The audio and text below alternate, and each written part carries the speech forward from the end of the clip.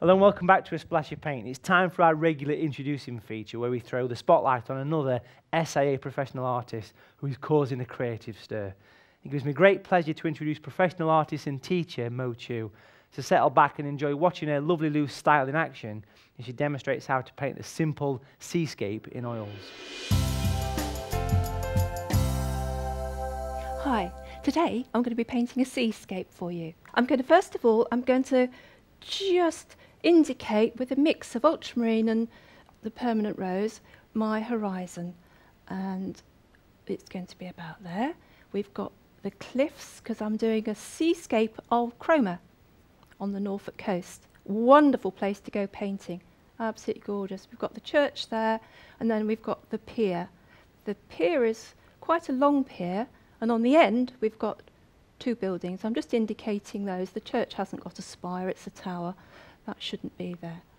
Okay, I'm going to now indicate where the tide's coming in. So I've got my marks, and that's it. Don't do any more drawing. If you do more drawing, you just end up colouring it in. So I'm hoping to do a nice, loose painting for you today. So I've mixed the blue. I don't know at this point if it's going to be the right colour because I didn't test it on the board. I think that'll be okay. For this, I've actually used ultramarine and white. Now, if you just mix ultramarine and white, it turns out to be just a little bit pretty. So I'll just get rid of that.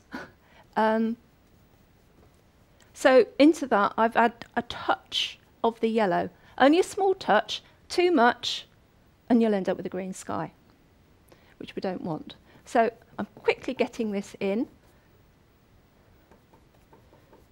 Clouds can go on later, but I'm working wet into wet with the oils, so I'm just taking some of this other colour I've mixed, which is lighter. It's not light enough, because as it comes down to the horizon, obviously, it gets lighter. So I'll just touch of yellow in there, maybe too much.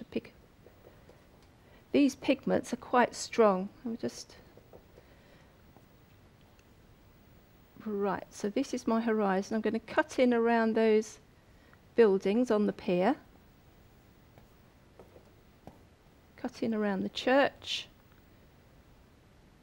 If you make the church tower too small, cutting in around it is quite a useful technique, because to put a thin line there now would be quite difficult, but to make it thinner by cutting in works a treat. So we're just doing that. I'm losing the pier.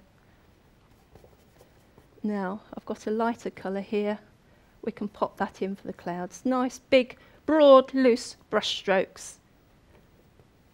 When you're painting, and you're painting a sky, your brushwork is your signature, if you like, because if you paint too detailed, I don't know. I don't work in great detail, let's put it that way. But as I say, your brush strokes are your signature. It identifies your painting. It's like your handwriting, really. Let's put a few highlights. That's gone a bit green, but never mind, we don't worry about that. Okay, so the sea now is reflecting the sky. So probably needs to be just a tad darker. I'll take some of that mix I used for the cliffs, and I'm just putting that along there. I don't want a hard horizon. I'm going to keep that fairly loose as I'm painting that. It needs to be a bit lighter probably on the horizon. Let's just get that in. Right. Notice the size of the brush as well. I'm using a nice big brush here.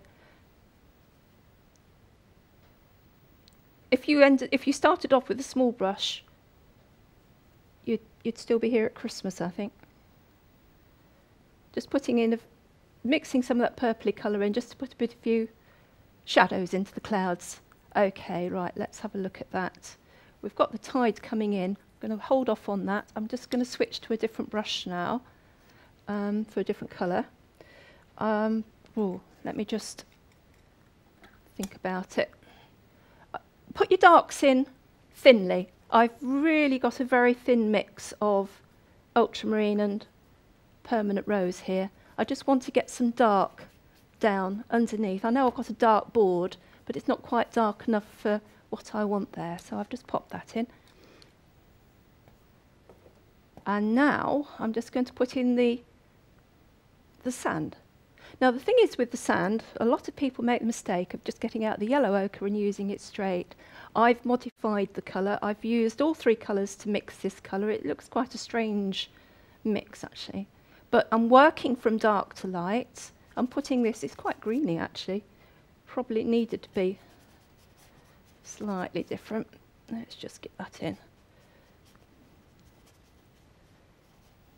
Now as the tide comes in, obviously it's, actually this was a receding tide, so it's leaving wet sand. So I need to indicate that if I can. I've got a different mix here. Let's just put a slightly lighter colour. I'm just dragging that over, and then in the distance here, lighter again, just against the bottom of the cliff. So I'm just putting that in across there like that. And some of the lighter colour I can perhaps just a few lively brush strokes in the foreground. Keep it nice, keep it going. So this colour here, I've reflected it down here. And I'm going to now, which brush? Use this one. These pots are amazing actually. If you've not seen them before, you can get them at the SAA. They've got a little sieve in the bottom and all the sludge goes right down to the bottom. And what I do is every 2 or 3 days, I take the sieve out, pour off the clean water, turpentine, tip out the sludge, and then put the clean turpentine back in. So that way I haven't got to worry about disposing of my turps. I'm reusing it all the time. And it's actually quite nice because it's got a residue of oil in it. So it's quite nice for mixing with your paints. Right, where was I? Let's just indicate the... Doesn't always, oh no, that's gone. It's a funny colour. Wrong colour. Let's just drag that across. So we're just indicating that the tide's gone out. We haven't got a hard edge there. We've just got where the tide is receding and leaving wet sand. Right, I need to look at the cliffs. So I'm just going to mix a colour now. It needs to be darker than the sky, but I don't want it too dark. I don't want them to jump out at us, so they just need to recede slightly. So I'm using some of the sky colour. A bit more blue in there, I think. If you mix the permanent rose and the ultra and you find it's too purple, just the tiniest touch of yellow in it just knocks it back. So I think that should be okay. Yeah, quite pleased with that. Just pop that in. And because I'm using a very limited palette, all the colours harmonise. Just get that church in there. I'm not going to get the... I'll tell you what, because of the time element, I'm just going to pretend it's not chroma. Let's just get rid of those, the pier. I'm not going to get that in the time. So let's just get rid of that. So what I can do very quickly, hopefully, if I've got time, is just pop a few figures in. Now this is quite easy to do. People frightened of putting figures in. Remember that the head should be on the horizon. Usually two people, not going to meet, are they? Two people, two figures, walking along the beach. If you want a few more, now you've got those in, just a few dots along there, just indicates that there might be a few more. They're in the distance, but the head is on the same height, on the same level. And of course, they would have a reflection in the wet sand. Okay, let's just tidy that up a little bit, I think. Just along there. Just to lose that.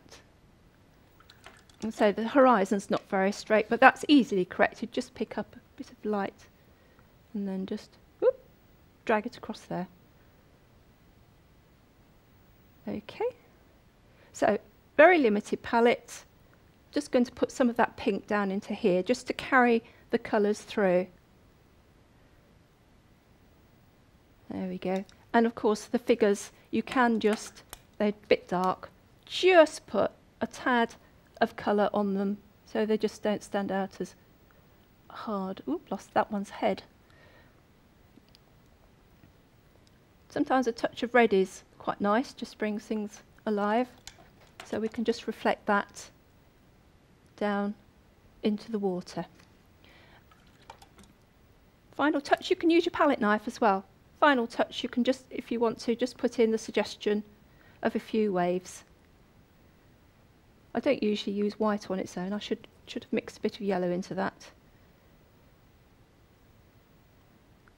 And the palette knife as well. Just scratches a few marks in, just to give a bit of direction and a bit of interest. And I think we'll call that done. Thank you for watching.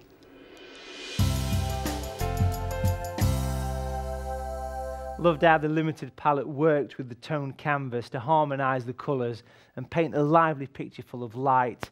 Nice work there, thanks Mo. Well, it's time for us to take a little break, but join us in part 4 when we rejoin SAA professional artist Jan Gardner as she concludes her vibrant voyage into the colourful world of mixed media in the final part of today's Try Your Hand At project. And I'll be delving deep into the splashy paint postbag to answer a few more of your artistic dilemmas. We'll see you very soon.